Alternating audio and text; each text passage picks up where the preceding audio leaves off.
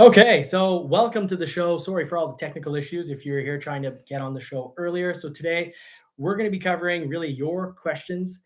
We're going to do a Q&A, so I want to answer all your questions. I want to talk about all the huge news at Ford. So Marie has got already some of your questions that she's going to ask me, and I encourage everyone to jump into the chat session to really ask any question that you need answered, because that's what we're here for. So here are some big thing. Hi Tim, sorry for all the technical issues. We do our best, and we had a little bit of issues with the camera, but anyways, we're live now, so live and in person. So really huge Q&A. We want to talk about 2022s converting to 2023s, answer your questions in regards to that. We also want to talk, of course, delays. And I really want to talk about dealers. What are inventories going to look like? And what's the future of dealers? What's the future of dealer inventories? But also, really, what's the future of dealers? Because I think, Marie, you're the type that likes to go to a dealer and pick out a vehicle, sit in it, drive it, and be like, this is the one.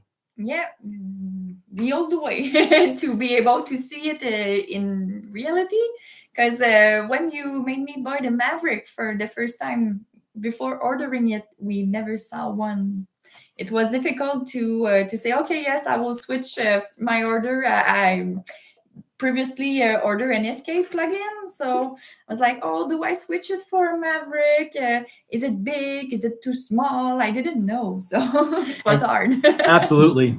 And ordering an Escape when you're able to drive back then, petrol powered one, wasn't so bad. You had an idea of what you're getting yourself into. Whereas now you kind of have no idea. And I think there's a lot of frustration. I have people in the comments, weekly basis, daily basis, I'd even say. They say, how can I go ahead and buy a vehicle that I haven't even driven? I haven't sat in it. I don't know if it's comfortable. Who knows if, the reviewer is, really giving a fair and honest review. And that's part of my one huge pet peeve of mine. And I think this is why, kudos to Jim Farley when he said that we have, Ford has a real opportunity here. Rivian, you might have a dealer, 9, 12, 14 hours away from you. Yeah, good luck if you've got a little more than just a software update. If you actually have hardware that needs to be changed, wow, you're losing your vehicle for quite a while. Tesla, they'll come to your home and fix it if they show up, because there's cases of just the techs really just not showing up. So I agree with Ford on this. There's a huge opportunity to be doing direct sales, but with better service. So we can talk about that. Absolutely. I've got a lot of information about that, because I've got a bit of an inside track, you could say. So we'll talk a little bit about that. And I really do feel for the people that haven't had a chance to try their Ford yet, or really any vehicle that you're shopping on the market today. But, let's say I want to buy a Corvette, or I want to buy a Porsche 911. I'm not getting to test drive those vehicles. And I think, it's not just, high-end fancy vehicles. Someone that says, let's say they say, I'm tired of waiting on my Maverick. That's it. I'm done. I'm going to go get a Toyota. Or, let's say you say, you know what, I'm upset that the Escape front wheel drive plug-in is just front wheel drive.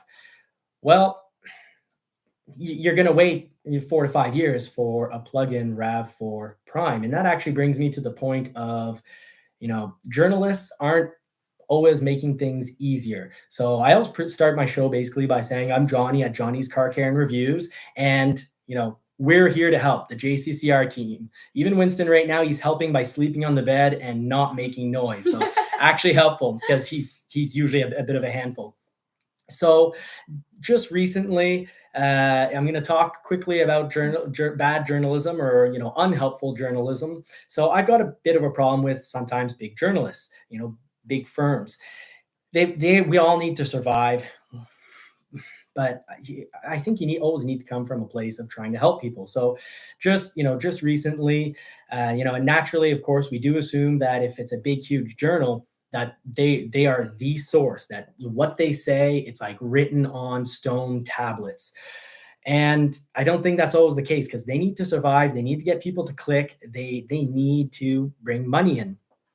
And I can think of one article way back when, and it was pretty rough on the Bronco, and then there was a Jeep ad at the bottom. I was like, oh yeah, real coincidence there. But let's just actually go to more recent information. Huge journal. I'm reading along. First of all, no big journalist can tell us the size of the motor, the electric motor on a plug-in Escape, and a huge auto news source said, well, plug-in Escape is perfect if you're not ready to go full electric. So that's a direct quote. And I think that isn't necessarily helpful, because someone who might have been interested in going down that road and having a plug-in Escape might say, oh, well, it's kind of like, I don't want to appear like I'm not ready to go full electric, that I don't want to fully help out the environment. And that's unfortunate, because let me say this, for us, we're both roughly 20 to 25 minutes away from work, and a plug-in Escape means a much smaller battery that we would use 99.9% of the year. We'd be all electric, so smaller battery, smaller environmental impact. Lithium isn't, the nicest, safest thing to go mining for. Secondly, and there's a whole lot of like labor issues with that, and even child labor issues. So lithium, not great. Secondly, when it comes to recycling these batteries, it's very difficult. There's currently 4 battery recycling centers for like automobile batteries in the US. And we're selling a lot of electric vehicles now, and those 4 centers, they need to grow exponentially. Like I don't have the exact number, but I would think that with around 12 million batteries to be needing recycling come 2030, those 4 centers aren't going to cut it. And inside batteries, there's lead and other very harmful chemicals, but lead is actually disastrous for humankind. It robs people of intelligence. It makes people more dangerous in regards to comportment. It can make you kind of like a dim-witted, angry, want to fight all the time individual. And there's actually studies on this. I'm not making this stuff up, and we've known it for hundreds of years, and still lead continues to be a plague to humanity. So big journalism, sometimes, they come out with things and it really makes me scratch my head. Like, they're going to discourage all sorts of people away from a plug-in Escape. And for a lot of people, that is the perfect electric vehicle, but that you can also go down to Florida and do a 14-hour trip with. Another big media source, to paraphrase, said some will be disappointed that the Escape plug-in isn't an all-wheel drive like the Toyota RAV4 Prime. What? Yes, you can point out that it only comes out as a front-wheel drive, but then say that, people are going to be disappointed because it's not all-wheel drive. It's a 4 to 5 year wait for that vehicle. It essentially does not exist. It's a pipe dream. It's like waiting on a Cybertruck. It's just not happening. You can't get your hands on a RAV4 Prime. It is an awesome vehicle. It's got tons of horsepower. I think like 300 horsepower, if I recall. It's definitely something I'd be very gladly willing to say that likely is a high quality product. A lot of the technology goes back to when Ford and Toyota were working together. That's an amazing SUV, very likely. I haven't test driven one, obviously, because it's a pipe dream that you have to wait 4 or 5 years to actually get your hands on one. So big journalism, I can sometimes have a bit of a problem with that. So Marie, before we get into your questions, are there any pressing questions here? We need to say congratulations to Reginald, that says he will have his Maverick at the end of the month. It was an order from November, so congrats. And Michael has his Lightning right now. Oh, wow. He said it was faster than his Porsche. That's cool. Maybe I should. My childhood dream is to have a Porsche 911, and with buy prices and resale prices, and who knows, that would be taking a risk. It'd be like playing the stock market. Mm-hmm. But I could potentially kind of squeeze things maybe and not save any money for my retirement, but try to flip one after owning it for a year. Mm-hmm. But they take 2 years to get as well. So Gary Owens, and I hope Gary Owens, okay, Gary Owens, great. So Gary Owens asks, hey, Johnny, my Maverick shipped May 11th, arrived off the rail at the final ramp on June 5th. It has been in plant hold ever since with 4 ETA pushbacks. What could this be? Should I be worried? So yeah, June 5th. Normally, So we're talking about 5 weeks. I know locally it can be two things. Locally, CN they're on strike, and there's missing people in regards to everything globally. So this is not done deliberately by Ford to raise the prices of vehicles. They get no extra money if a dealer decides to mark up a vehicle. So I'll get into that a little later in the video. But honestly, and what I've heard from Tim Bartz as well, there's some bottleneck issues in Kansas. So these rail companies get vehicles from all manufacturers, and they've got to unload them in order and in a fair manner. And the problem is there's a lot of vehicles coming in because basically everyone is on order only. There's no inventory sitting around, and there's a lot of demand. And then you just don't have enough truckers. They are the blood vessels of society. They keep the blood flowing, and they keep society alive, especially big cities where it's impossible to be self-sufficient off the land. So sorry, I lived on a farm for a little too long, so it's still up there. But your vehicle, first of all, for a lot of people, if it says it's arrived at its final rail destination, it can definitely sit there. I have personally seen 4 and 5 weeks. Now, the fact that it said plant on hold almost makes me worried that there's something with your vehicle itself beyond transport, because when it's just sitting at the rail, everything that I've witnessed is that it's just sitting there, and you're wondering, like, why aren't I getting the little notification that says it's at the dealer, and why hasn't the dealer called? So I'm worried that during transport, a few things can happen, and maybe plant on hold. Maybe it's waiting for a fender that got damaged. But even then, I'm wondering why they wouldn't ship it off to the dealer, and that the dealer would wait for that fender. They'd know already at factory. If it was plant at hold, but at the plant, I'd say, well, you're missing a microchip. You're missing something on your vehicle. So I hope that's a helpful answer to everyone out there who might be in that situation in the future. And I bet Tim Bartz has seen that as well. So maybe Tim Bartz can help us out with that one as well. And Tim Bartz is saying hitch isn't holding up orders. For another question. But I'd agree with that. I'm not seeing really any hitch issues. Because Daniel says the dealer removed the only it was a trailer hitch last week. So that's why Tim says that it doesn't hold it up. Yeah, no, that is odd. On a Maverick, a hitch isn't holding things up. Now, there was a time period where the 4K, which we ended up getting, I believe, if I recall correctly, there was reprogramming done because there was an issue with the 4K tow hitch. So I did definitely see some coming in much later than what I would have originally suspected on a timeline for, let's say, an EcoBoost XLT with no luxury package. But that's all worked out. So that's not an issue. I'm very comfortable saying, if you want the hitch, have it put back on. It's expensive to run the wiring out of factory because it's I know locally it's maybe 4 hours to do the wiring properly, and that's with the computer at the front instead of just stealing the electricity off the rear lights, because you don't want to do that. If the light gets burnt out, you're not going to be covered by warranty. Good. Do you want another question? Yeah, I'll do one more question, and then we'll get to some questions we got throughout the week that Mavi's going to be asking. Perfect. So John Ashton says, still waiting for my Maverick.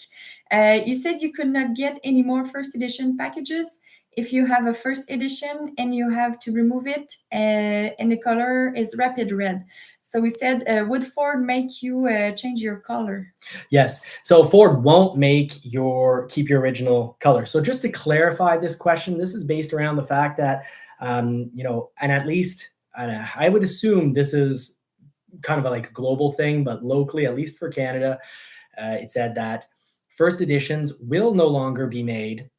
Contact customers and have them take first edition off their order if they don't already have a VIN. If you're not already scheduled to be built, if you don't already have a VIN, basically if you're still waiting to be assigned and you're a first edition, it's just not getting built for 2022. And that's very clearly stated on the sheet. And I don't expect them to make first editions in 2023. I can be wrong, but that would be a huge surprise to me. So yeah, if you take off that first edition package because you have no VIN, you have no build date, then you're going to have to go with another color. And it's unfortunate. Rapid Red is nice. I wasn't a huge fan of Red Hot Chili Pepper. I love the band, but as a color, I think I was just drawn off by the name, but I kept that to myself. And then when I saw the color in person, I was like, oh, geez, that's nice. Like Marie and I were both at Bronco Off Rodeo, and we saw it on a Bronco, and we're like, we made such a big deal about Rapid Red no longer being available on the Bronco because it had been one of our shortlisted colors for the Bronco. Then we saw Red Hot Chili Pepper Metallic, whatever, and we're like, this color is amazing. So because it's metallic as the green one. So yeah, the eruption green, it's metallic too. So that's two beautiful colors. And the eruption green is awesome. So in the it was meant it to be only for members, but I want to mention that I'm working away with trying to get an eruption green Everglades, the 2.3 liter. I'm actually quite impressed by. I originally drove it, of course, before Broncos were on the road. I drove it in a Ranger, 4,400 pounds. I kind of did the deduction that the extra 1,000 pounds would cut it just below what I find is acceptable to get the job done. But now I drove it on an automatic, and it is definitely more impressive than the 6-cylinder off the Wrangler. The 6-cylinder on the Wrangler, like even the light 2-door we brought home, I was like, this has got no engine, just no engine. And I was like, oh, no, I can't do it. If I pass, because a lot of roads down here are two-way. So when you pass, you're going into traffic. For safety, I need a vehicle that snaps, that, you've got low end torque and it just takes off immediately. So that was a big no. Then I drove a manual Bronco, and I was like, yeah, this is missing a little. But the air was between the steering wheel and the seat. So the air was me. I'm sitting in the seat. The 2.3 is actually pretty darn fast. It's impressive. I really like it quite a bit. So I'm totally down for an Everglades. But there's amazing dealers out there, and then there's dealers that are different. I sent a message saying, if this is actually available at the price listed, I am going to buy it.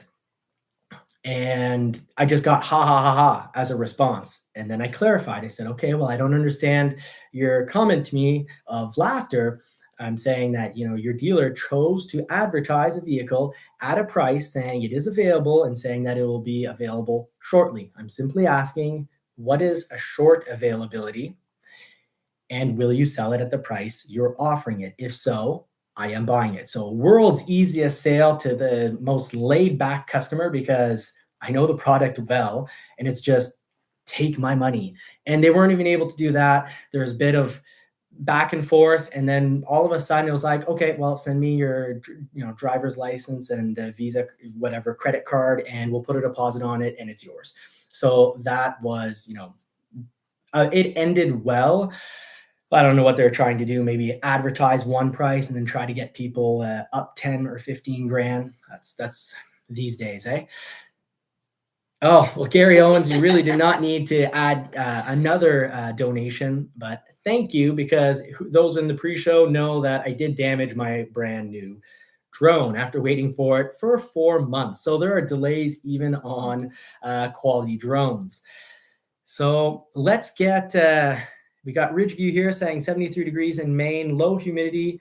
And yes, but yesterday, had we done this live stream last night, I would have been in essentially a sweater so thick I could call it a coat, but it's buttons, and I'll never call something with buttons a coat. And that's just the way it is. We can be, 28 in the day and just cold at night. Mm-hmm. So I want to answer some questions that we've gotten on the channel in the last month or so, because there have been some amazing questions. So Marie, I'll let you ask the first question. Yeah, about the Maverick plug-in. Will it be an all-wheel drive, and when? Great question. First of all, I can tell you what it definitely won't be. Ford Authority, amazing news source. And I really they're pretty classy, actually. There's a Quebec dealer, actually, that went on and said, here is spy photos of the 2023 plug-in Escape. And this does relate to the Maverick. And they were saying that, hey, it's got a 95, the new 2023 has a 95 kilowatt battery. So Ford Authority, and being very classy, was like, well, that's a really big battery. We're not sure about that one. Well, I'm going to be a little less classy because Marie really is the one that classes me up. But she didn't know I was going to drop this bomb right here, this bombshell. I got to just put that under the BS busters. BS busters. So the escape platform as it currently stands is not everything's possible, but it's near impossible to have a 95 kilowatts of battery on the current escape platform. The way it'd be possible essentially is you'd have absolutely no trunk, because 95 kilowatts as an overall platform is about 18 inches to 20 inches, maybe even 24 inches thick, and almost the length and the width of a vehicle. So you can't fit that in an escape without putting it on the roof, and the weight of the battery would literally crush the vehicle, and there's no, so it just doesn't work. Now, what they probably were maybe trying to say is talk about the 94 or 95 kilowatt motor, if it has a 95 or 94 kilowatt motor. And again, big media, I went across every single news source that I could, and I just could not find the motor size on an escape. I think, I can't remember if it's that or not, but likely we're going to see on the escape plugin 14.4 kilowatts. If ever it does grow, it'll be ever so slightly. They need to have it fit in the vehicle without losing trunk space, because that definitely did hurt Fusion plugin sales. Now for the Maverick. I know lately I've been talking a lot about the spy photos on the Ford Maverick. So, it's easy. And I want to really clarify. In talking about it, I'm not saying that right when the order guide comes out, we're going to have access to a plugin. From the very beginning, I've always thought that we would have an all-wheel drive hybrid first.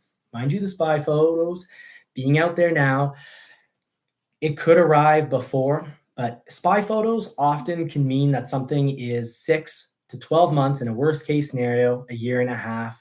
Generally it plays between 6 months and a year and a half. So I think that in the next 6 months to a year and a half, we will at least be told the news. And I wouldn't be surprised that if they unveil a plug-in all-wheel drive Maverick in 6 months, to then get it 6 to 8 months later, meaning 2024, and maybe they'll bring it on as 2025.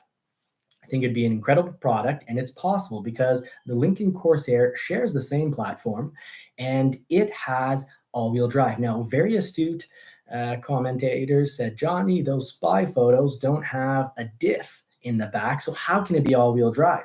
Well, the sticker on the side said FX4.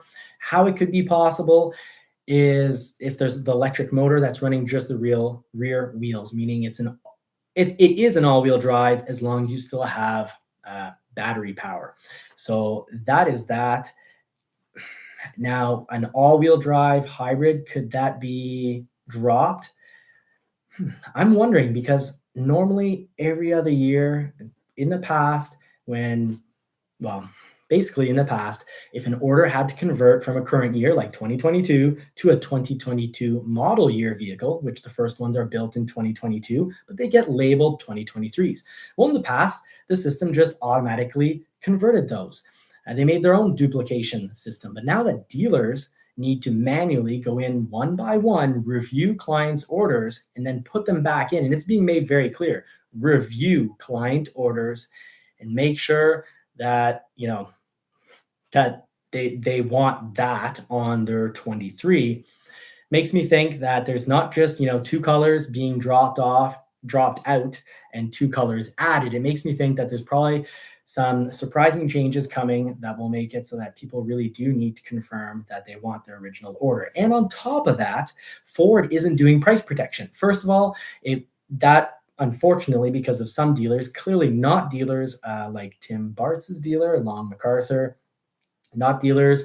There's some other dealers I can mention that are great. There's a lot of great dealers out there. Remember, journalists focus in on even if it's one in 1,000 dealers that are being really horrible, they would make a story out of it. And it's probably more than that. I'm going to be reasonable. But there are a ton of great dealers out there, but you really have to be careful. You have to shop your dealer more than you need to shop the vehicle. But dealers, ideally, would be great if they have a demo for each model, and we'll get into Ford's future plans in just a moment.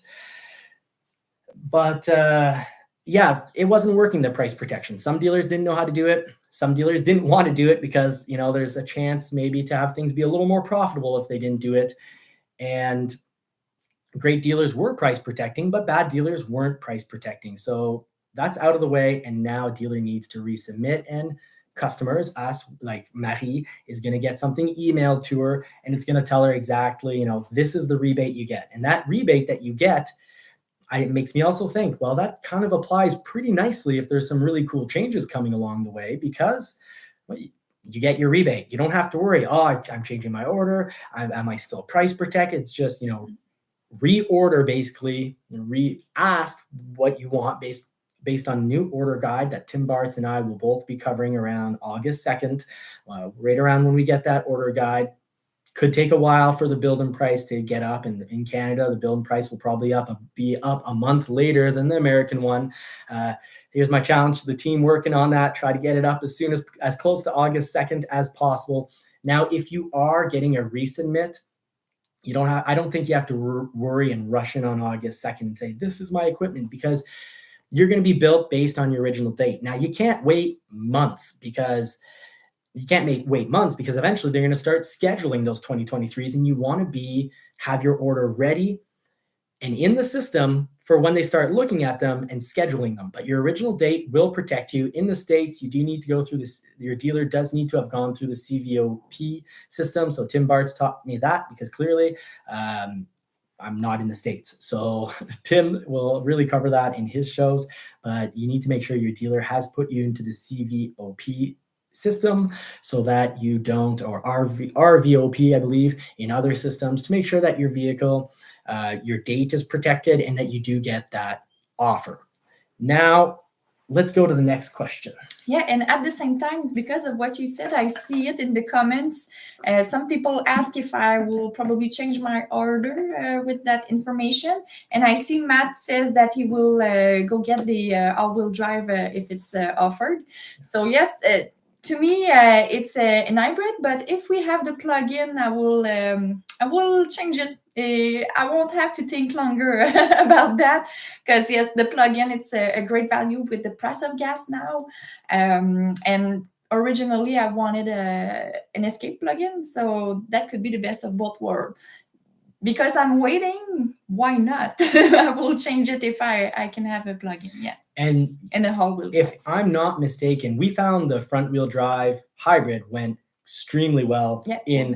I came down 25 minutes, and we live in the mountains. So we go up mountains, huge hills, we go down huge hills. We're not going up the Rockies here. In our area, all our mountains are rounded off anyways. But it went really well in a snowstorm. And I mean, we did 4 snowstorms in the same weekend. We even towed 1,500 to 1,700 pounds, about 1,700 pounds in a snowstorm. And we made it to a complete stop on a steep hill with snow on the ground and with good winter tires. It just took off. So we're extremely impressed, which I think maybe I'm wrong here, but I'm thinking it was easy to drive in the snow in the hills. Yeah, let's say impressive. Let's say an all-wheel drive plug-in is only offered when the model changes. So let's say 4 to 6 years down the road, but that there's a front-wheel drive plug-in offered in, let's say, end of 2023. So a build end of 2023. Would you wait 1 full year to go from regular hybrid front-wheel drive, meaning you've got nothing to do? If I need to wait for the more plug-in longer. Yeah, that's a good question. While you think of the answer, I'm going to just quickly describe to everyone regular hybrid, when it's just called a hybrid or an FHEV, because this was a question I got this week on the channel comments, so I'm going to answer it straight up.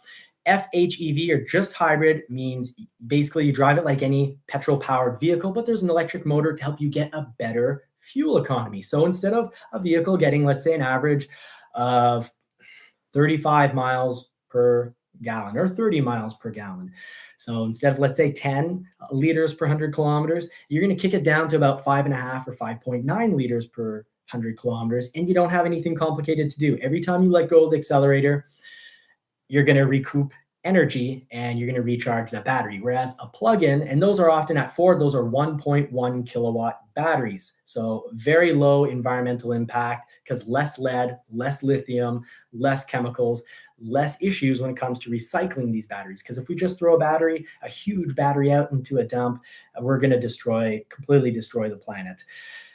The pollution, instead of being as much in the air, it'll be much more in the ground. But lead is a huge problem. Mm-hmm. Whereas the plug-in Escape and Lincoln Corsair, it's a 14.4 kilowatt battery. And that means you need to plug it in. Charge times. Now, if you're charging off 110 volt, this is another reason why I love this size of battery. 14.4 kilowatt. You charge it in with 110 volt because Ford will provide you a mobile charger. It's worth about $800. You plug it into your vehicle and about 11 or 12 hours later, you've got a full charge if you're empty. Now, if you have a 240 volt charger, you're going to charge up in about 3.5 hours.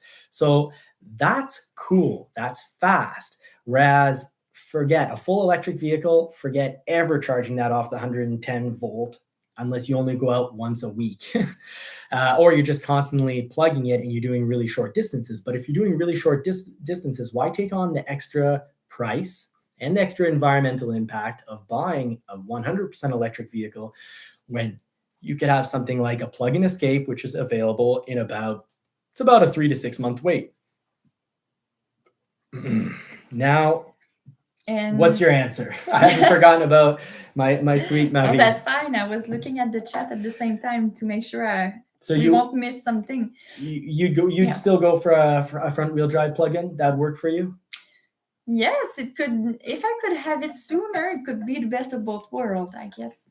So, and about that, what's going on with the 2022 Maverick converting 2023 Maverick? I know you already said it, but did you know if mine will be converted yet? Yes. So I started to kind of very softly and quietly talk about this, and I think it was sometime in May. Was it the beginning of May? Was it the middle of May? Was it the end of May? I can't remember. But in May, I was saying that, you know what? It looks like my local dealer will get one more Maverick allotment. And it won't be me. It won't be yours. So we're at July 17th, but that kind of got processed. The system says July 30th, whereas the other one would have been processed prior to the 15th. And the one prior to us will fairly, I applaud Ford for going by date. It will fairly get processed before ours. We are getting pushed. And that's just the way it is. That's just the way it is. So that's why I have a chance to have a plug-in. Yeah. So just to really talk quickly about the whole process. If you haven't ordered your Ford Maverick yet, if locally they're making like a pre-list, well, jump on that pre-list. But we do realize that, what you're seeing for pricing on the 2022 is not what you're going to get as a 2023. I do expect a price increase to affect people if you're just going on a pre-list. Now you're obviously going to pay the price increase, and I'm pretty sure there will be a price increase.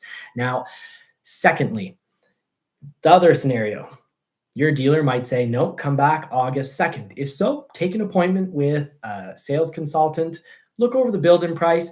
I've got a video for that. It's actually my biggest video. It's got like 246 or 248,000 views. There's a build-in price, and actually got several Maverick build-in price videos just to help you show you, what are the options, where is the big bang for buck, where's the real quality at, where's the real deal, you could say. And I also cover don't be fooled. So I'm like, your XL will still do this, and this.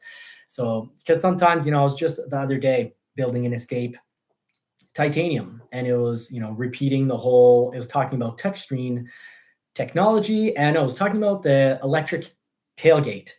And you read that, and unless you're really in the know, you're like, oh, I better get a titanium because I want an electric tailgate. But the SEL has an electric tailgate. It's just not foot activated. So that's important to know. And also know, basically, rule of thumb. If there's a touchscreen in the vehicle, you grab this right here. In some cases, like the Maverick, you have to plug it in. If you hit Sync 4, it's done wirelessly.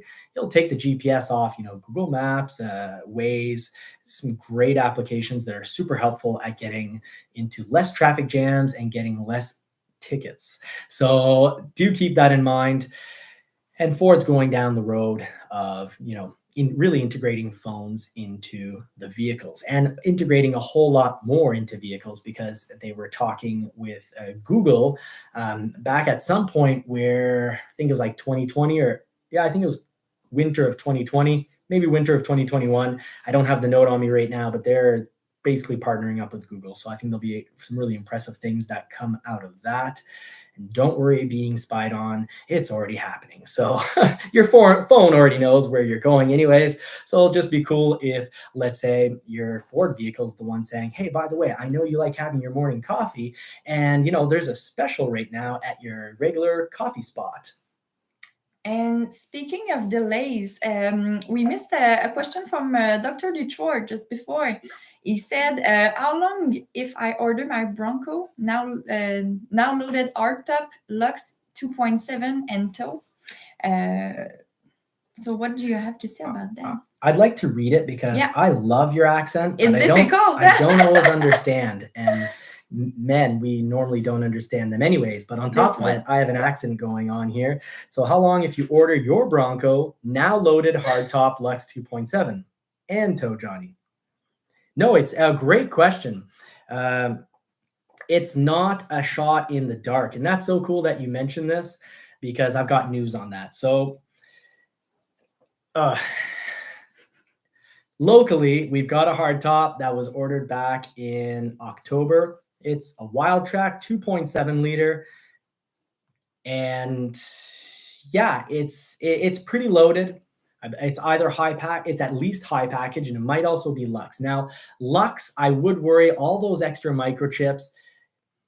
It only makes sense if that takes longer. So I know that minimum condition, this thing's a high package, so a few less microchips, and we're talking October to now, that's what, about 8 months? 8-9 months? So 8-9 months, but I think it's, as much as things are getting built by, order date in the system for the Bronco and the Maverick, this thing showed up in 8 months. So I still think it helps ordering at a dealer that doesn't have, if back in the day they went on Facebook and they offered $1,000 off the Bronco and they drew in, let's say 1,500 orders in just a few months, I still wouldn't order at that dealer. I also wouldn't order at a dealer that can't tell me how many Broncos they have unbuilt versus roughly how many they get per month. So a dealer like Tim Bart's in Long MacArthur, or my local dealer, that can tell you exactly. They can give you a rough number, but they can also go walk in, look at a list, and come back and say, oh, you have exactly this many in front of you. So I think it is not a shot in the dark to ask for a 4-door hardtop. Now, is it a shot in the dark to ask for a 2-door hardtop? There, I'd say more so, because production of 2 doors right now, or what they call the 3-door, but the 3-door is 17% of production. And then from there, of that 17%, you're only, looking at further constraints when you start to really add in the equipment that they're building less of. So Sasquatch package is at 45%, Wildtrak package is at 23%, but that's what I think is amazing. Ordered in October, delivered last week to the buyer, and this thing was a 2.7 liter Wildtrak, high package minimum, did not have the tow. So what I would definitely absolutely avoid is paint protection film. If you want it fast, I'd still avoid. I think I'd still avoid a 2-door. Lux package is now at 46%. So there's my proof. Even if that thing is Lux package with 46% of the production being available to people who are asking for Lux, I personally don't see Lux package as being a huge issue based on the percentage I have in front of me. Based on microchips, it does still make me a little worried. Maybe Tim Bartz can mention what he thinks on the Manor if he's still in the house.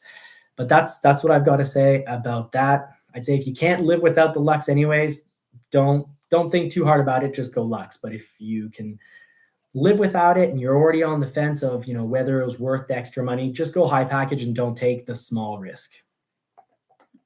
Good. And for the next question, will we ever go back to being able to go to a dealership and just pick a model, easy like that. This is my favorite question, and I could have done the live just on this one because I could probably talk an hour just on this one subject. So dealers at Ford aren't disappearing, and they shouldn't disappear. Should they change? Absolutely. Do they need to change? The bad ones, absolutely. The good ones don't have much to change. But some dealers need to change a whole lot. But do they need to disappear? No, in no way do I wish that, because you've got your Rivian and you've got your dealer, let's say 14 hours away, maybe 9, maybe 14.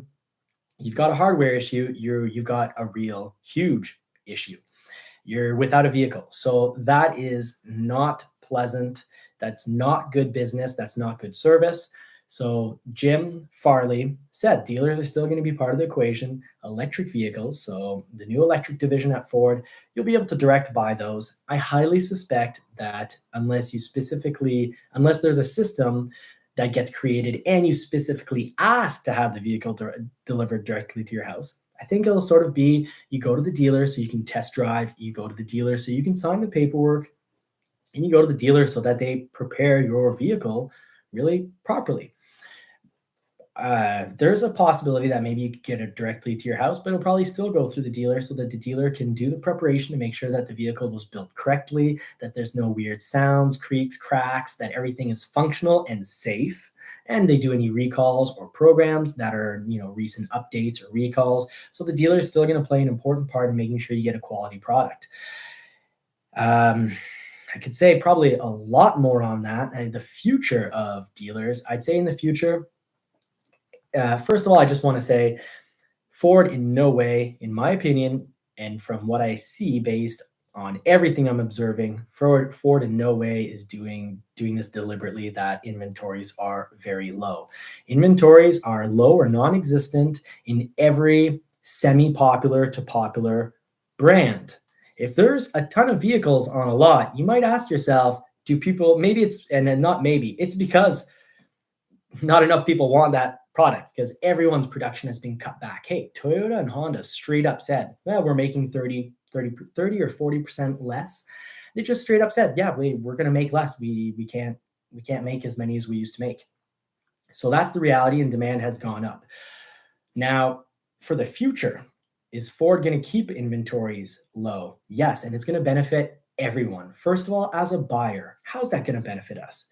It's going to benefit us because I can say that Ford in the future definitely plans, this has been communicated, dealers will have demos. So let's say you've got 10 F-150s that you can try out.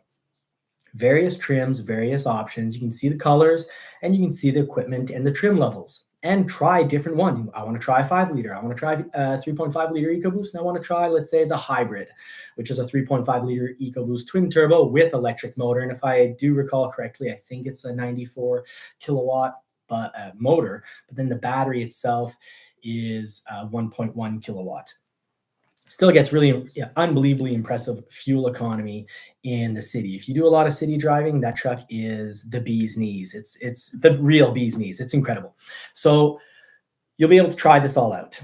And dealers will be told, you have to keep these vehicles as demonstrators. They're not for sale. They're for buyers to try. And that's the right way to do business. I love it.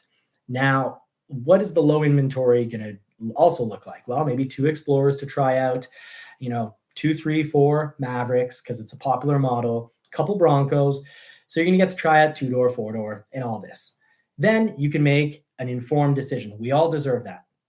Outside of regular times, it's just weird to be like, hey, you like this model? Well, you don't try it. Here you go, buy it. So we need to be able to try vehicles. And my local dealer, I love them for this. They've got a Maverick to try. They've got, they try to keep a Mach-E, a Bronco. They really do try, you've seen it before. It's Vallis Street Ford, where there was a sticker on that and people said, oh, you must get paid by the dealer to have a sticker on your vehicle. No, that wasn't my vehicle.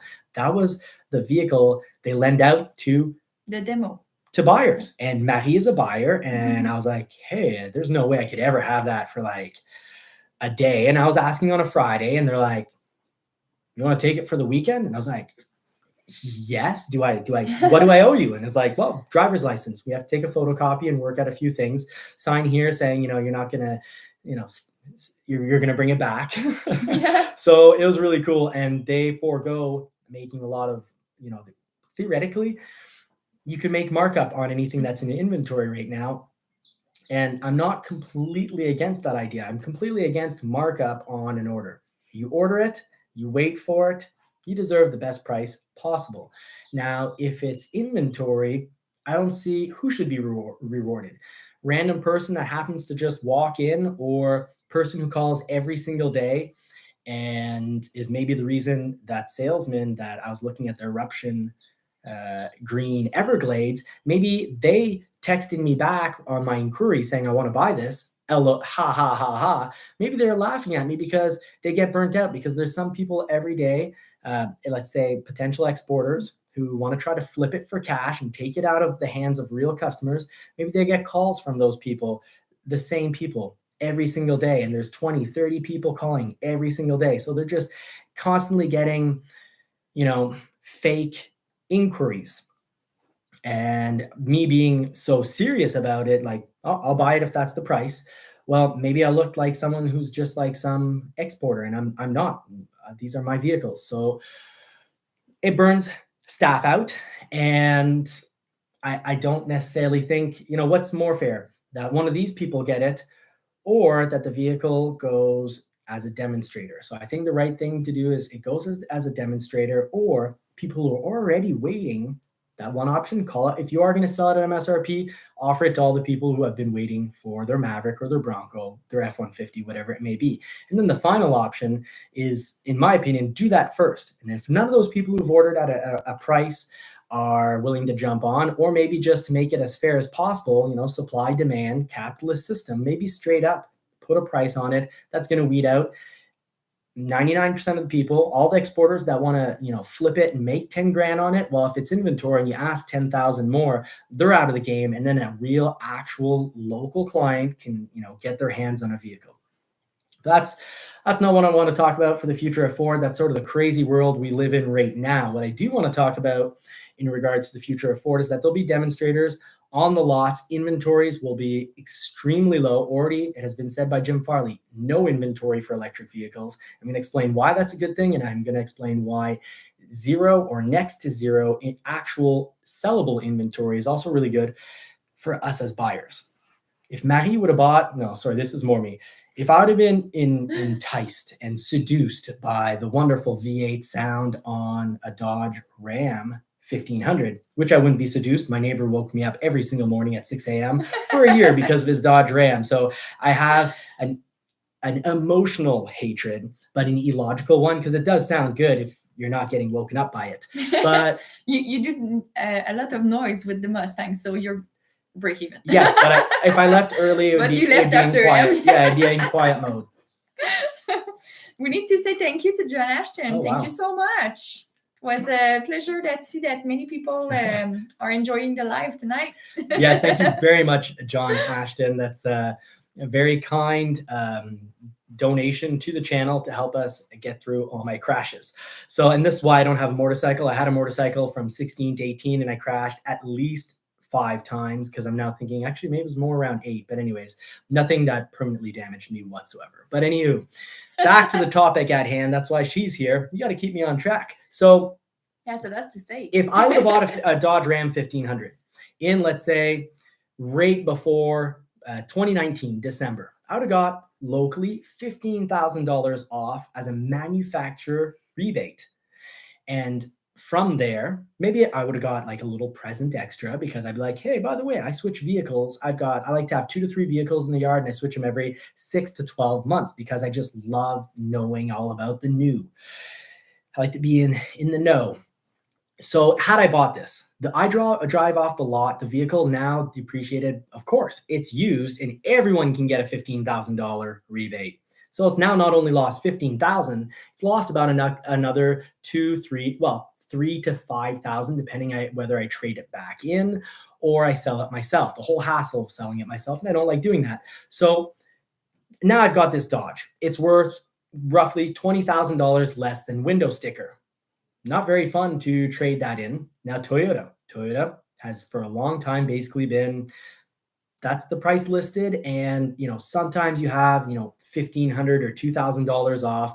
But even if the vehicle, it's like a 65,000 or 70,000 Canadian truck. So let's say 50,000, 55,000 US dollars for their top of the line truck.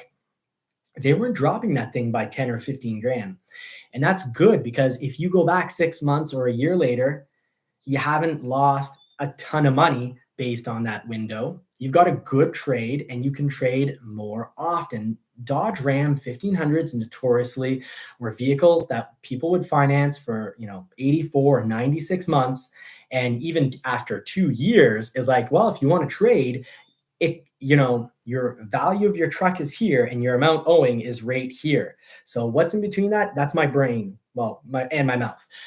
We have to see, is my brain going to rule? And am I going to say, hey, no, I'm not refinancing 8,000 on my next truck? Or is it going to be my ears that get deceived? Because sometimes what would happen is, Ram dealers would have this $15,000 rebate, and I'm 8,000 upside down. And I say with my mouth, I'm not switching if I'm not break even. I'm not dumb.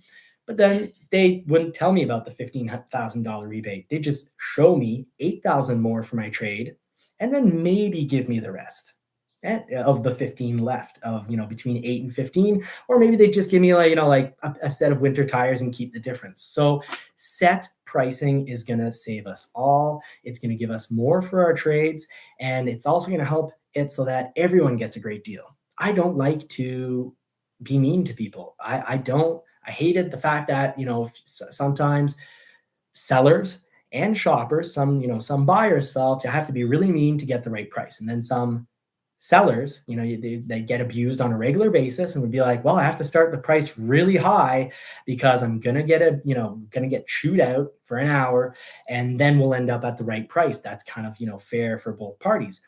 But then sometimes they made more money than need be. And sometimes they made, some people would just come in that first offer, they'd go, okay, well, I accept that. I'll take that. And then other times, which means that person paid way too much. And then other times, some people, what do you do? It wasn't a positive experience for anyone. So I think Ford's idea basically to take the whole negotiation side out of all this is perfect, so that we all get the same price. We've got better resale, and we just get a better sale. The whole buying experience should be about learning about the product, trying the product. It shouldn't be about going to battle. I don't want to have to go in with, a battle axe to get the right price. I don't have the character for that. So I feel, Marie, you're giving me the look like we need to say thank you to Mika. And says that he appreciates your videos. So thank you so much for the comments. It's appreciated. Well, thank you very much, Mika. Richie, very, very kind, very generous. And Brent Berryman, well, welcome to the crew. So you're now a member. You're part of the JCCR crew. Thank you so much. So you've joined Marie, Winston, myself, Johnny. You've also joined, Ridgeview, Tim Bartz, Rob McDonald, and Dr. Detroit. So those are, well, I'm going to say our recent members, because we only started to do membership recently. And there will be private lives when I don't hit the wrong button and then let out all sorts of what was supposed to be really sort of, that was kind of confidential until it actually happens, because I don't like to say, oh, I'm going to do this and then not have it come through. Like if I say I'm getting a drone, it's because I'm getting a drone. But now I really hope that works out. So yes, another member. Yes, thanks, Tim, for all the support. Now we'll maybe do, if there's any questions that we haven't seen gone by, just repost them. And if you do, at JCCR or Johnny's. I guess you already responded. Okay, so Orlando OBX, yeah, with a reservation for 2 years. So you've had a reservation for 2 years, if I understand correctly, and you're putting in an order for a 2023. So yeah, your dealer, first of all, is going to need to absolutely not delete your 2022 order. They need to let that hang out in the system, be part of the party, watch it be duplicated, put in the new order. And are you going to get price protection?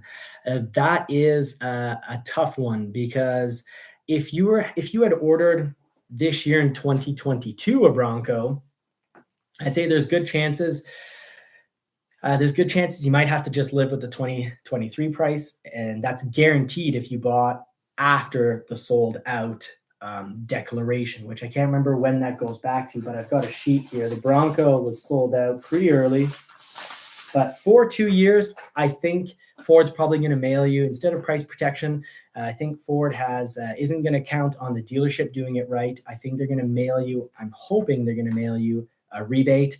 Will it completely cover the difference between a 2023 price and the 2021?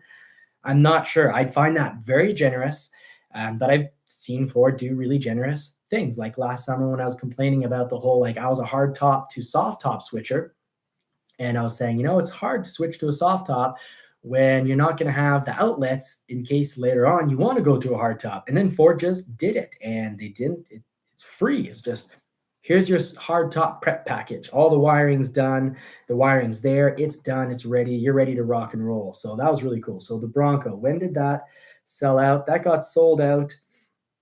And unfortunately, it does not give the exact date, but it was very, very early. Either way, August 15th on the Bronco, we'll be getting a new order guide. And by then or before, I would suspect that you'll get mailed a special rebate. If you don't get mailed a special rebate, I will get back to you on this in further shows, whether original Broncos, because I don't have any original in my local dealership. There are no original 2-year-old reservation Broncos that haven't been built. So I honestly have not seen this come into play. I can tell you, I'm going to get back to you on this. Sorry. Okay, and here we have another question, but I'll let you read it. It's from Jim. Okay, so Jim, is that FE Maverick not available in Canada or USA or both? So the first edition is definitely not available at any point as inventory, other than a pure miracle of someone not taking possession of one. So it's not available. If you have one on order and you already have a VIN or a build date, it will be available for you. You're going to get it. You're going to get it. If you currently, all Mavericks, this is true for all Mavericks. If you currently have a build date and a VIN, your VIN is assigned as a 2022. They have to build it before the factory converts around the 20-something of the 24th of October. You need to be built before that. And there's probably going to be 1, 2, or even maybe 3 weeks of downtime where they're changing parts, machines at the factory, and they're just working on the machines and not pumping out vehicles. So you're theoretically needing to get built before September. But if you're first edition and you don't have a VIN right now and you don't have a build date, well, you need to change your order, because it's been made pretty clear that those will not get built. I covered that in another show with the exact language. So, and that was just recently. So I'll leave that for that. Instead of looking for a minute, I'll just leave it at that. In any Ford vehicle right now, just to let you know, if you have your 2021 or 2022 order, when they go to build it, they're going to build it based on the VIN it's going to get and all the parts that are in it. If you order in 21, but you get in 23, you're getting a 23. They're not, once the factories change, the Maverick factory, Bronco factory, once they switch them over from 2022 setup to 2023 with all the improvements, lots of tiny little improvements, it's impossible to make you your 21. They're making you a 23. And you know what? How I see it is, let's say you have a Mach-E on order and you go from a 2022 to a 2023. Well, the Mach-E has been sold out for, a while. So most people probably actually put in sort of money to be on a waiting list. Well, if you're on a waiting list for a Mach-E, your order is not actually there. So if the Mach-E goes up by, let's say, $2,000-$3,000, well, you're getting built a 2023. When you go to change it in 1 to 5 years, it's going to be worth, let's say, $4,000 or $5,000 more. So are you really losing out? No, you're paying a little bit more, but you're getting a vehicle with better resale, and you're actually winning overall. And we'll have to see in regards to the Maverick. It's very clear people are going to be getting mailed rebates, so that's cool. So we'll see what's the amount of that. It should basically, I suspect it's going to basically cover the price increase, but we'll find out. And I've actually seen it before. Escape plugin. We would have been, if we would have waited just a little longer, and actually we got emailed, we got a special rebate. Sorry, we didn't get it emailed. It was just something at the dealer that they just had to click on, and it was directly from Ford. It was instant funds from Ford. So there was a type of price protection, but it actually wasn't something you had to apply for. It was just a rebate you could click on. So that's good. And I gotta say, I'm gonna have to look more through my notes and maybe do a little bit more research before I can say which models that are getting converted are price protected. But I think Bronco, Mach-E, and Maverick, those are all I'm feeling going to be those are going to be rebates mailed out. Good. We have another question here. Do you know how much the 2023 Maverick will be and the different options? I wish I did. Yeah, we don't know that yet because the order guide isn't out yet. And I suspect the order guide to come in because, people doing the business, dealers, they need to be able to know what to say. So bringing it out the day of, let's say the morning of August 2nd, makes it very difficult to provide knowledgeable quality service. So I suspect it needs to come out at least a day or two before.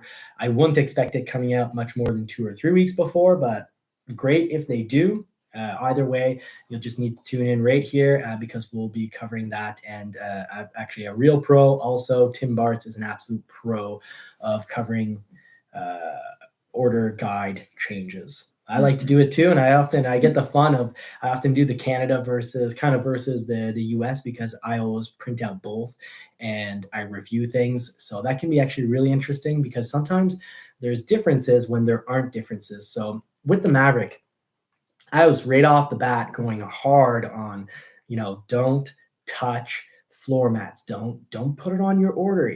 Anything bed and any bed accessories, don't put it on your order. Any accessory, don't touch them, because I think it was the Canadian. I'm pretty sure it was the Canadian order guide right off the bat. There's like sort of a long list of late availability, and then once the late availabilities were removed, they were still, if I recall, and I have a pile of papers. If I recall, they still stayed there, but with a different term. It was kind of like the term was different, and it made me really deduce. It made me deduce that it meant that these were going to be items that took potentially took quite a while to get, and huge delays on basically accessories. So if you're putting in your order, no matter what Ford, don't touch accessories. And as a general rule of thumb, it's pretty obvious from the video I just did the other day that Friday night I came out with that. And heck, anything with excessive microchips, the system's basically telling you to take it off.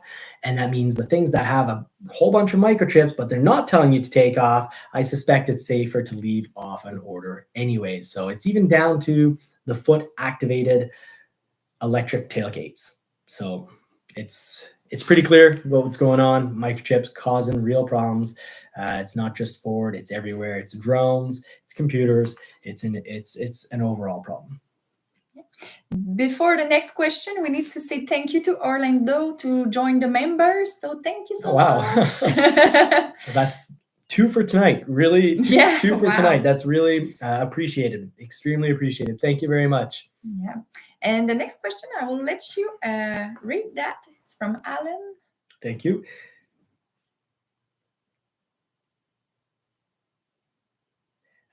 So Alan, I'm not sure. Maybe you could rewrite your question. You read on the internet is true from one of the representatives. So we said it will be difficult to switch dealers. Do you know that? Oh, okay. So he was asking earlier on. Oh, I read underneath because it was an ad. I'm so sorry. I don't mean to waste anyone's time here, and I already feel horrible that it took me a while to get the real live stream going, not the members only. So here we've got my dealer apparently had no idea about the August 2nd order bank and any limitations. Would it be difficult to switch to a different dealer? I even got the smart remark that not everything you read on the internet is true from one of the representatives. Well, the representatives, that's unfortunate. And it's kind of like the laughter that I got when I, was like, hey, I'll buy it. If the price you advertise is the price you're selling, I'll buy that Everglades. So the cat's out of the bag, so I'll say it 1,000 times, I guess now. The representatives are probably extremely burnt out because they get nonstop calls from people who just want to buy these vehicles and then mark them up $10,000. They have no intention of being actual owners. They just want to flip them for a buck.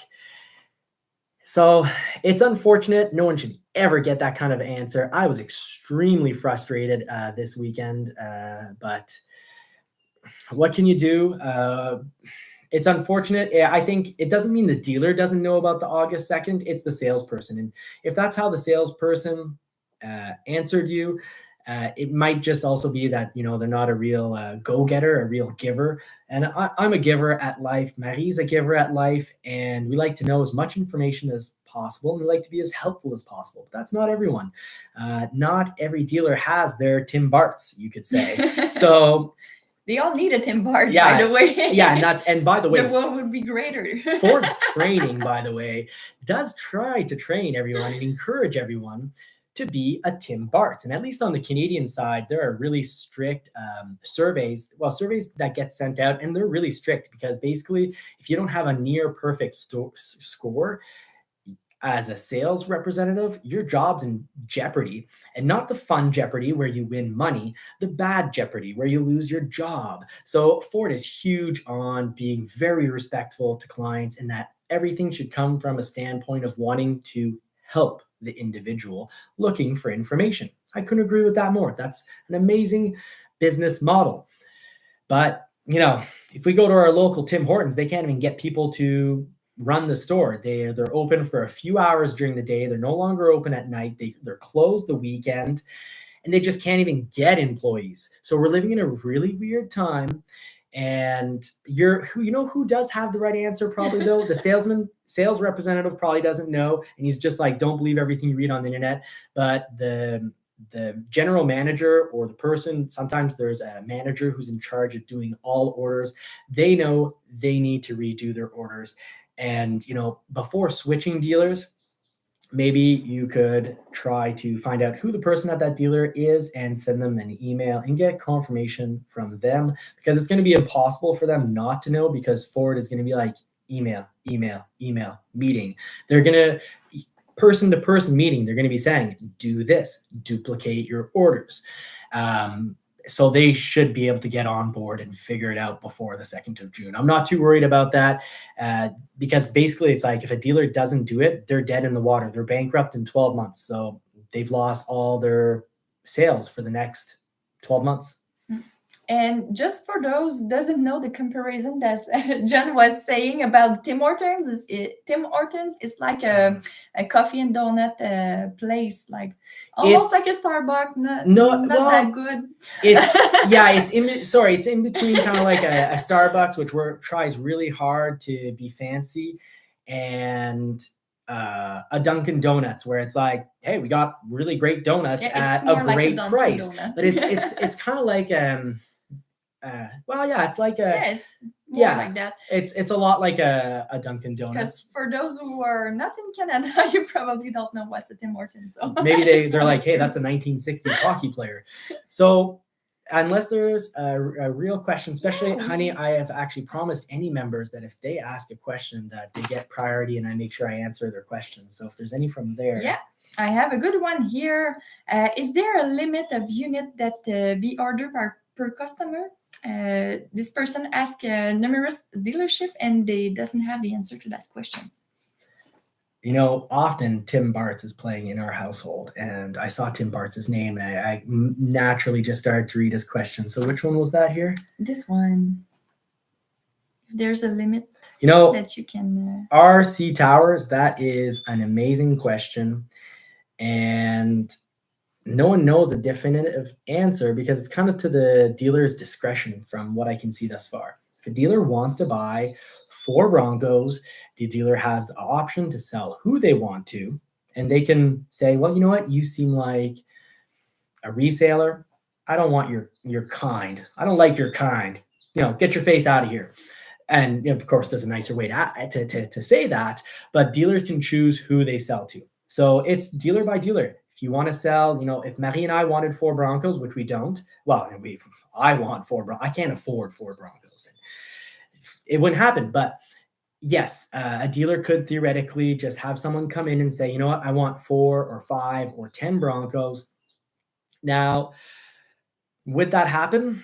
At least not in my area, because locally, as much as I got in a bit of trouble from some viewers in the comment section for saying that I was all for, when you buy a Lightning, having to sign a contract saying you won't resell it for a year. The reason I'm for that, I'm very much against removing anyone's liberties, unless you're removing those liberties so that they're not far guaranteed to be affected much worse than the liberty, the small bit of liberty you're removing from them. So that's my opinion on it, but that's how I see it going down right now. So yeah, you have a little bit of liberty taken away by not being able to resell your Lightning for a year. And in my area, basically any vehicle you buy at Ford right now, there's a contract that says you will not resell it for 6 months and 15,000 kilometers, because Ford and the dealers don't want a few big shots, hot shots coming in saying I'm buying all these vehicles up and then just cranking the price on them, like going up $20,000, $30,000, $40,000 locally, or just shipping them off around the world to areas that can't have Broncos but want Broncos. So it is a little bit of liberty loss so that we can have a whole lot of liberty, the liberty to actually buy some of these amazing Ford products. And I've been getting a lot of comments lately, like I've decided not to go with my Maverick. This is, ridiculous. The 9 months or 10 months or 12-month wait is too much. I'm moving on. The reason these waits are long, it's a unique situation right now. We're really bad up in the world. So it's a unique risk situation for a decade. No, for really, I can say going back based on my brother's experience, basically almost 3 decades worth. You ordered your Ford and it showed up 6 to 8 weeks later. And if something went wrong, maybe 10 or 12, if something went really wrong. And that's just the way it was. And now it's just the way it isn't for the moment. And it's unfortunate, but it's the reality. But basically, if you go to something else, do realize that if it's available on a lot, that's because there's not very much demand for it. And that's surprising. Under today's world, every manufacturer is basically being able to build about 30% of their production. So if it's sitting right on the lot, there's a reason for it. It's because not a whole lot of people want it. And generally, when people don't want something, well, maybe it's because it uses up a lot of fuel. There'll be a reason behind it. Maybe it's not safe in an accident. Maybe it's not very reliable, but great vehicles. And by the way, the RAV4 Prime, it's sold out for 4 to 5 years, not because they're selling, 10 times or 20 times more than the Escape. It's because it's a double problem. They're making very few and there's an extremely high demand. And I'd say it's a fantastic, on paper, it's an incredible product. Speaking of which, in the future, so part of Ford's plan in the future, you've got vehicles, you can try them out, but the other part of that plan is that you do get the vehicle within 4 to 6 weeks. So I think that is a really nice setup. Everyone gets exactly what they want, and now dealers don't have huge inventory that they pay millions of dollars per year in regards to interest, meaning the dealer itself can make less money. And actually at Ford, there's an assistance program for all that, inventory they're carrying. Well, Ford did 2 things. One, there's, kind of like this holdback, the little payment to the dealer to help with the cost of maintaining an inventory, which nonetheless, if you remove that, well, it can help things. Either it can be, let's say on average, $1,000 towards making Ford products more research and development. So making the product better, even better. Or it can be, given back to in the price of the window sticker. But things do need to be sold at window sticker, because I can say historically, I've seen a lot of employee prices go on in the summer. and the employee price made it so that the vehicle, let's say there was a manufacturer rebate of $5,000, then the dealer had on average, let's say about roughly $3,000 to give back. Of course, that was on higher, more expensive models and trim levels. But if you're walking away with a $10,000 rebate, well, it's weird. It always seemed to happen. In the summer, the interest rate for employee pricing went up, but yeah, you had a $10,000 rebate. But in June, I could see, 0.99% financing, 2-3% less, but very little or no rebate. It kind of worked out to the same monthly payment, but it affected everyone's resale value. So I think higher resale is great, and everyone getting the same price is also very important.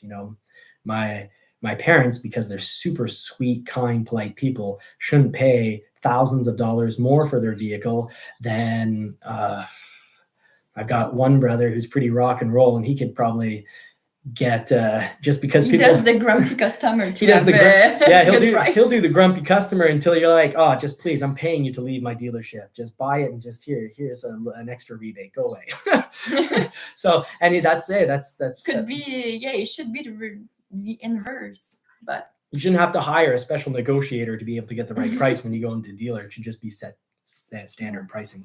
that's true. Mike is asking, can you order a trailer hitch on the 2023 Maverick?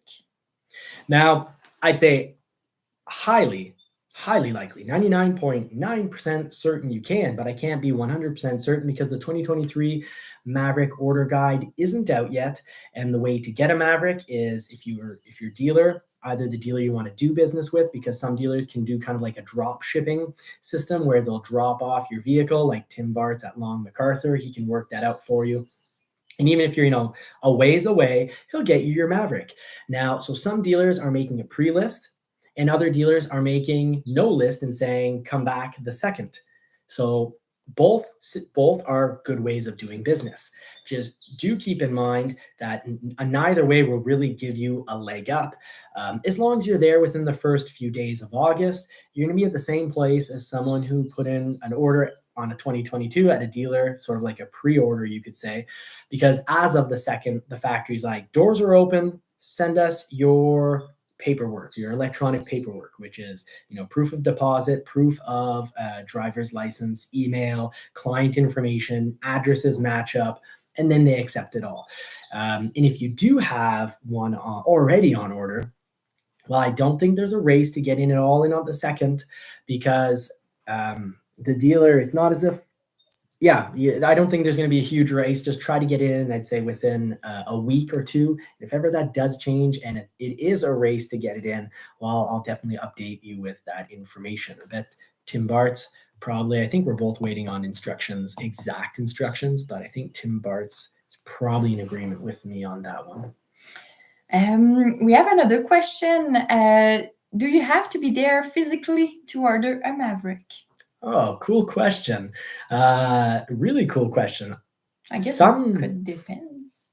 Yeah, some dealers, this is neat. Some dealers, and I'm going to actually scroll down so I can see more questions and see the recent ones I was stuck at the top. So some dealers will already do business, let's say, over the phone, a combination of emails and phone calls, because really to order a vehicle as a dealer, what do you need from the buyer? You need their driver's license and you need a deposit. And what else do you need? Well, if they're not paying cash, you need to do a credit check. So theoretically, already, you could do the whole process by just talking over the phone with a sales representative.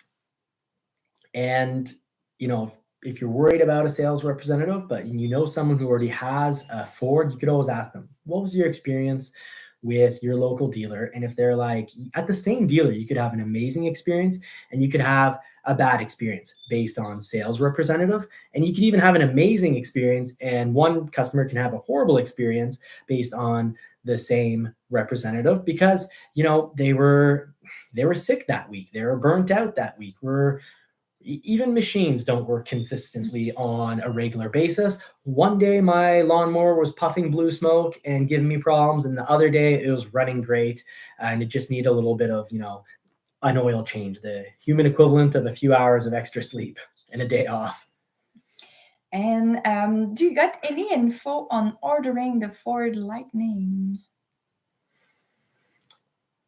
Yeah, Ford Lightning. I don't have any exact notes on that at the moment. I have done videos on it, and it's not something I look at on a regular basis because basically right now the Ford F-150 Lightning is what you could say pretty much sold out. But here's the info. Actually, I do have info on it. It's actually pretty decent. Here's the info I have on it. You go into a dealer. If you buy an F-150 Lightning, you are not buying a 2022. And it's almost guaranteed you're not buying a 2023. What you're really doing is putting yourself on a waiting list. And when your turn gets unlocked, so they'll have this list and it's going to be pretty big. And as they come down the list from people back from, night one or week one, because a lot of night one people mostly done or half done at a lot of dealers, or quarter done at a lot of dealers, you could say, well, as that list goes down, because in the 2023 year model, they're going to be making a whole lot more. The goal is about, I think, 150,000. They've been increasing it. And anyways, they're going to be working down the list when they call you. So right now you'd be at the very bottom of the list, probably going to be calling you late 2023, early 2024. And when they call you, you're now going to go to the dealer or over the phone or through internet.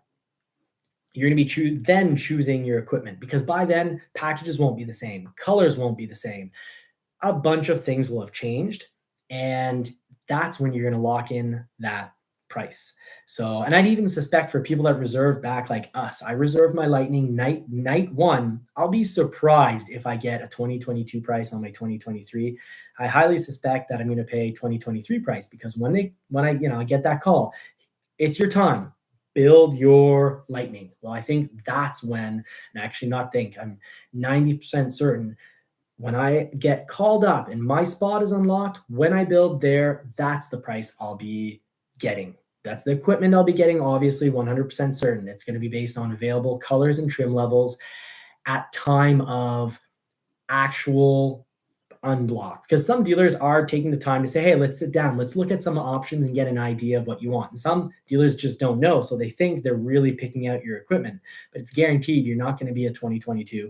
And that's what you can do on the Build and Price website. And even dealers information systems, their computing systems will not allow 2023 calculation, because it's impossible to calculate a 2023 when order guides are not out yet. And that's why I did a whole video, super informative, geeky, nerdy, and long, but I went model by model saying this is sold out, and this is when the order guide comes out, and this is when they're going to start building next year's model. So I did all that so you kind of know model by model what it means, roughly, can you still get a 2022 price? And in almost every case right now, the answer is no.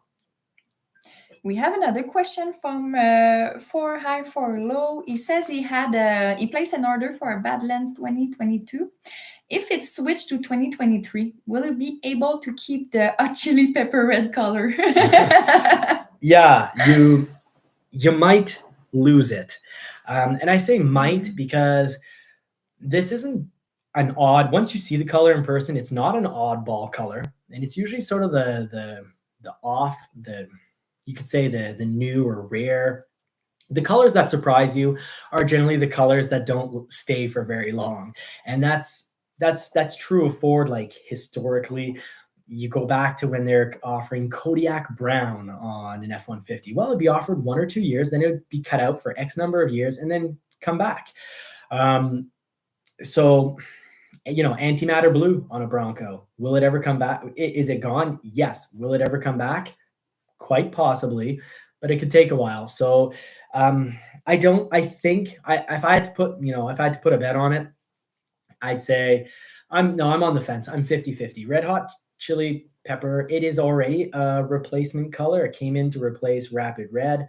And when you're when you're taken off the bench, you're a warmer, and I'd call that color a warmer color. It got taken off the bench, put on the game, and when you're a swap player, more chances are you're fourth string and you might end up back on the bench. We have a good question from Ridgeview. Does the 1 or 2 inch lift on the Maverick could affect the warranty? Oh, that is an incredible question. I'd say a 4-inch lift, and absolutely. My experience with warranty claims, I hope I'm not saying something I'm not supposed to say here, but if it's visually very evident that you have a lift and you have a component directly broken that is directly linked to that part, so directly connected, has a direct influence on it, then if it breaks and it's very obvious you're lifted, you're not going to get covered. Very, very likely you're not going to get covered. So let's say you go up 4 inches. Well, you're starting to play in the area where, if I'm not mistaken, the drive shaft angle is changing now, right? So your drive shaft breaks, you might think, hey, that's not connected. Well, actually, it is physically connected to the back of the vehicle on an F-150, the back hub, the diff. So if your drive shaft breaks, then yeah, it wouldn't be covered. If anything in your suspension components wouldn't be covered. Now, some dealers, what they do is they say it will be covered, and they promise you it will be covered. Get that on paper, because once you have it on paper, you're a lot safer. Because what some dealers will do is they're really cool. Some dealers are creative, where they'll sell you a supercharge for your Mustang GT, and Ford warranty, you're game over. Your motor is not warranted, and you might even not have your transmission warranted. But uh, uh, but if you have that supercharger and that dealer installed it and sold you the whole package, and let's say they sell 100 per year or whatever number, even if it's 10, if they sell 10 per year, but they sell, let's say, the whole package at sort of like a $1,500 premium, and that premium is being calculated as a bit of an insurance policy, well, then it might be the dealer itself that's going to be changing your motor, because Ford is not going to dish out, like 25,000 Canadian for the whole motor and job when, it broke because you demanded too much power, or it broke because you added too much lift. Now to the question of 2-inch. A 2-inch leveling kit, when they're very rare warranty work, because I don't see an F-150, for example, on a 2-inch leveling kit needing warranty work. And if it does need warranty work, I'd say there's really good chances that it passes. But if you go above 2 inches, as a rule of thumb, for any truck going over 2 inches, it becomes obvious. And if your motor blows, yeah, your motor is should very well be warranted if you're doing business at a dealer that's like a good dealer. Because I have actually seen, and it's not a Ford dealer, I've seen this at Nissan, I've seen it at Mercedes, I've seen it at different manufacturers. There have been situations where some dealers are so bad that the warranty is approved by the manufacturer, and the dealer is saying, no, it's not, hasn't been approved, you're going to have to pay. So what they're doing is they're taking the free parts and payment for labor from the manufacturer, and then they're also getting double paid by the customer. And is that horrible? Absolutely. Can you get yourself out of that situation? Well, it happened to a few friends of mine, and yes, I got them out of the situation. They called me up and they're like in a panic, and they're like, what do I do? And I was like, call the manufacturer. And they're like, how's that going to help? They've already said no. I said, no, there's good chances they've said yes, but your dealership, for whatever reason, is telling you no. So call the manufacturer. And in the cases I ran into, the manufacturer was like, sir, we don't understand. We want you to be well served, and you should, like, what's the issue here? We are covering it. And he's like, you're not covering it. And he's like, no, we are covering it. And then because I had sort of given him the link of, hey, maybe your dealership's kind of playing a little, I don't know what to call it, dirty Harry or some dirty, awful game. Well, the manufacturer got in contact and straightened things out with the dealer. And Tim Bart's added some good information about that. He says Ford won't cover the components, but hopefully if you work with a dealer or company, they will cover it probably. He says too that they do the 2-inch lift, but they don't put higher than that at his dealership. Yeah. Locally, they don't want to go over 2 as well, because you're shopping for trouble, you could say. So 2 is sort of like that good, happy, safe. Nothing really should break. So generally, but theoretically, on paper, any modified component, let's say you put theoretically, unless this has changed, so Tim Bartz can correct me if I'm wrong here, but even putting on, let's say, an air filter to a motor, can cause you trouble in regards to a warranty claim. And that may seem wild and unfair for some, but it's actually extremely fair and makes sense. Your vehicle comes with a closed filter box, and the filter is relatively, compared to some, restrictive. That means junk doesn't end up in the motor. And then if you go and slam on an open cone that's made for more airflow, well, sometimes the more airflow is just because there's less restriction, and less restriction, well, there's more space in between. There's more spacing for things to go through. So you can end up with debris in your motor. And on top of that, even worse, when you got your cone just sitting out in your hot engine, you're no longer getting that cool air coming in at 70 miles per hour into the tunneling for the air filter, which is closed off, boxed off from all the heat of the engine. You now have this cone just sitting out, cooking underneath your engine, sending what's supposed to be cold air. Instead, it's sending very hot air into the engine, and you're no longer playing with the same parameters on the engine. So how can you expect a manufacturer that programmed everything to run at a certain temperature to then be like, yeah, we'll give you a new motor, even though for, let's say 70, whatever, maybe 55,000 miles, your engine was running quite a bit hotter than originally intended. And we have a last question from Mark. Will Ford send me an email update when my Maverick finally goes into production? There are huge differences between Canada and the US when it comes to this. If you're in Canada, you're not, we don't get a whole lot of information here. So your dealership is 100% in charge of all the communication. And even in the States this year, communication did change. So my understanding, and this is where Tim Bart's on communication is really the expert. So I hope he's still in the house. I hope he hasn't signed out. But if I'm not mistaken, you're going to get an email when your vehicle is produced to be like, hey, congratulations, your email's produced. Because my recollection from Tim's videos is that Ford wants things to be on a positive basis. So instead of sending you emails to be like, hey, bad news, nothing's going on, they want to be like, hey, the news you do get is positive. So here's your news. You're in production. And we saw it with the Bronco, right? You get an email and a photo of your Bronco being produced. So they want to focus on the positive interactions. Now, personally, I do this channel. Part of the reason I do these news segments is because I think I like a lot of information, and more information personally makes me feel better than no information. So that's why I do this channel.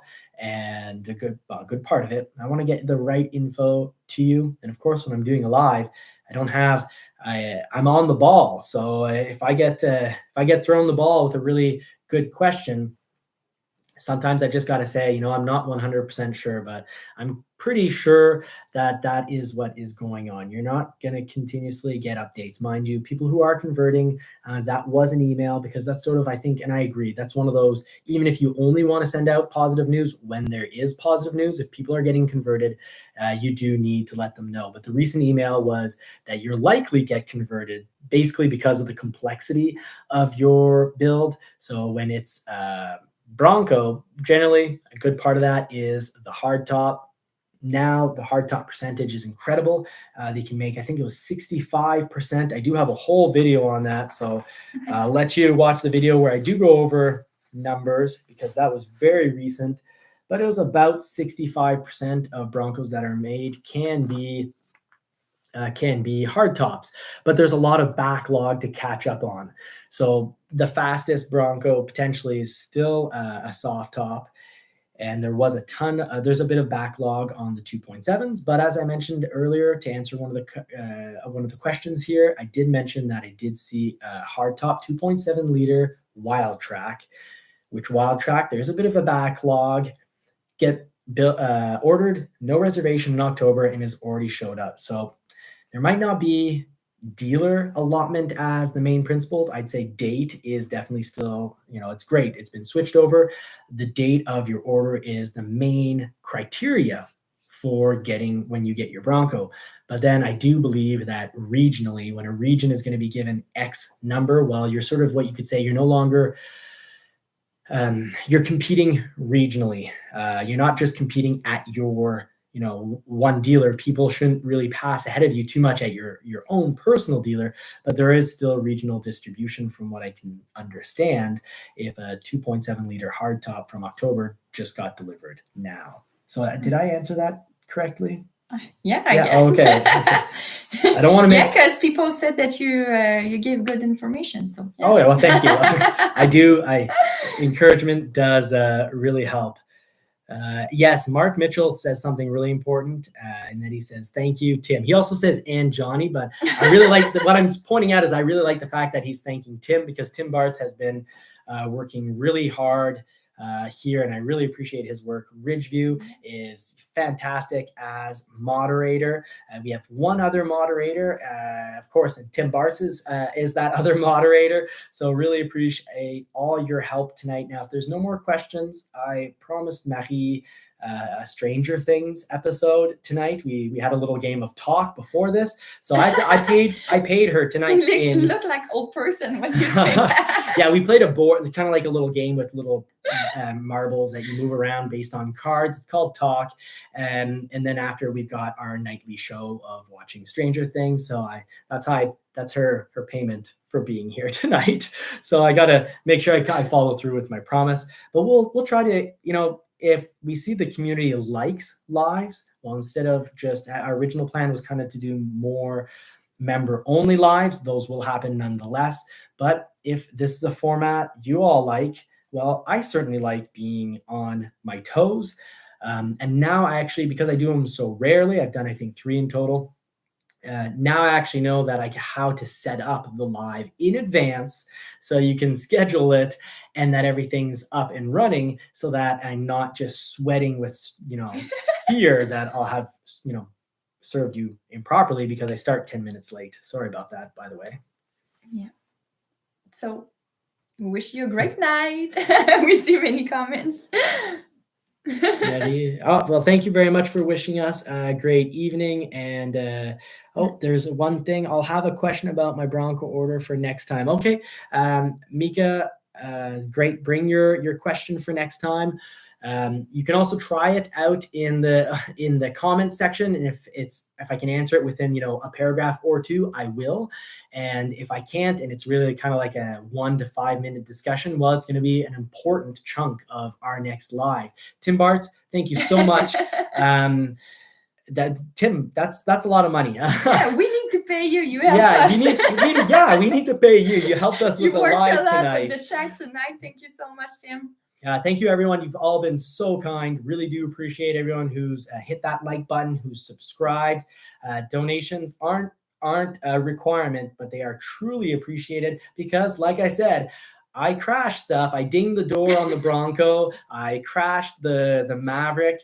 I took apart the top end of the valve cover, not really the top end, but I took the top. Well, it's kind of like the top end of a Toyota MR2 because there was a lot of stuff around it that I had to remove, and now it's just sitting in the garage, and I'll have to pay for the oil stain I made. So I really do appreciate the help. It helps tide things over. When I've made an oil stain, I go, "Hey, honey, I'll go fill up your vehicle in gas." And well, hey, nowadays a full tank of gas, that's like much better than a dozen roses. Am I right, guys? Am I right? At the price of the gas today, yes. Yeah, okay. Definitely. She's on board. We're good. So thank you all. Have a great evening. Take care. And Tim Bartz, thank you again. Really enjoyed hanging out with you all. See you again soon. Wish you all more cars and more power, and do hope you get to put the pedal to the metal sometime soon.